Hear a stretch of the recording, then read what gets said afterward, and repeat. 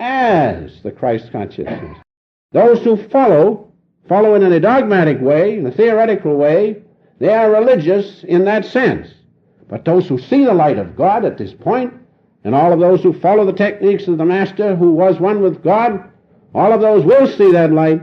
They are scientific religionists. Religion to them is scientific.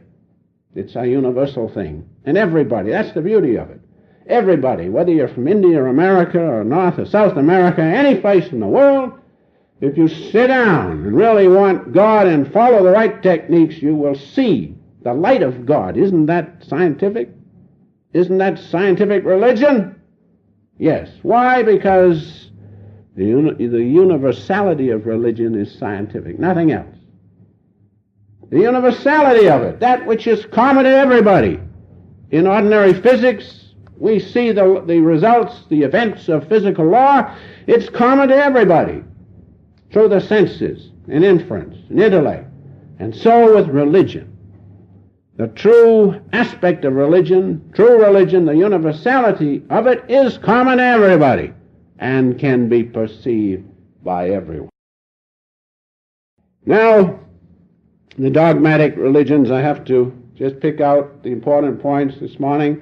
The dogmatic religions are based on what? Experiences of particular people. Hinduism, experiences of the Vedas. Buddhism, experiences of Buddha. And Christianity, the experiences of Christ. Now, they experienced the universality of religion without question of a doubt. When Jesus said, "Thine eye is single," we know that. And so the universality is there, but it is experienced by another, don't you see? You have to make it your own. You have to make religion scientific to yourself. A reality you have to know. The universality of religion, just like Buddha and the Vedas, the great rishis of India, and Christ knew the universality of religion, so we have to know the universality of religion. So don't be sidetracked by the theoretical aspect or the dogma.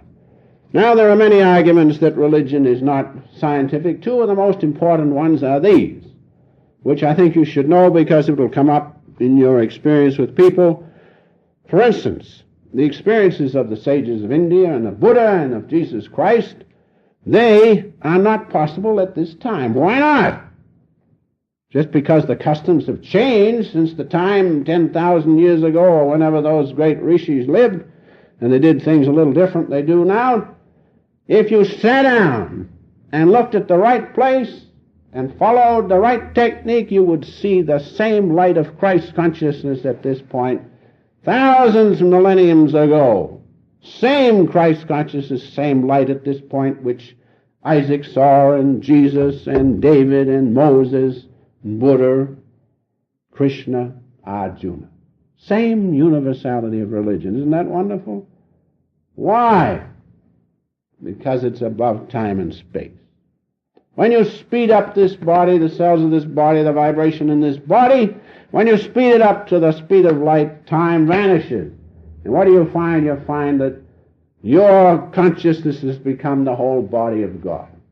The omniscience of God, that's relativity in the real sense. That's scientific relativity, if we can call it that.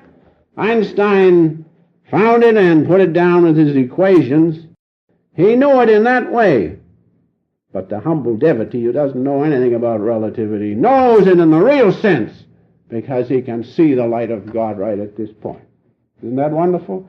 Isn't religion scientific? I'll say it is. If you follow one who knew scientific religion, who knew the universality of religion as our Master did, you too will know religion in a scientific way. Now the other objection is this, that those experiences were only possible to the founders of different religions. They set the example. That's right. But what did Jesus say? The things I do, you shall do, and greater things. The things I do, you shall do, and greater things. Why? Because the same universality of religion is in each and every one of us. The same light of Christ is in us. The same Christ consciousness is in us. And when we become one with that, then we can do the things which the saints have done. We can do the things which Jesus did. As the Master said, forget me. He meant personality. And that light which you see is far greater than I am. That's God himself. And so, this universality of religion is in each and every one of us. We have to use scientific means to know it. Just like in physics and chemistry, they use external means to know these things, with their test tubes and their Bunsen burners and their cyclotrons and their bevatrons and a whole lot of trons. And what do they find out? They find out things by external means. But in religion, we have to use internal means. We have to use internal instruments. And the greatest internal instrument which we have is the presence of God in us, our own omniscience, our own consciousness, manifesting as intuition.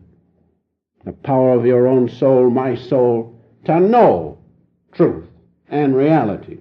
And so when we look at religion in that light, it is very scientific. And so, in conclusion, belief in God is not enough. Belief in God will help, there's no question, but consider the belief in God, and with that which actual contact with God, there's no comparison.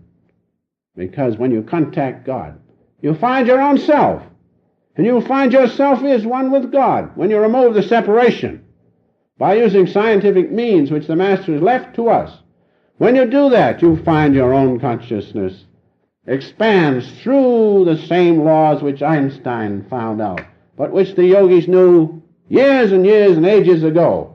You'll find your own consciousness, your vibration expands into that light which God created. In the beginning, God created light. That's the burning power of his consciousness. That's the universality of religion, and everybody who merges in that, it doesn't make any difference what the bypath has been, whether it has been Methodism or any of the bypaths, the same light is there,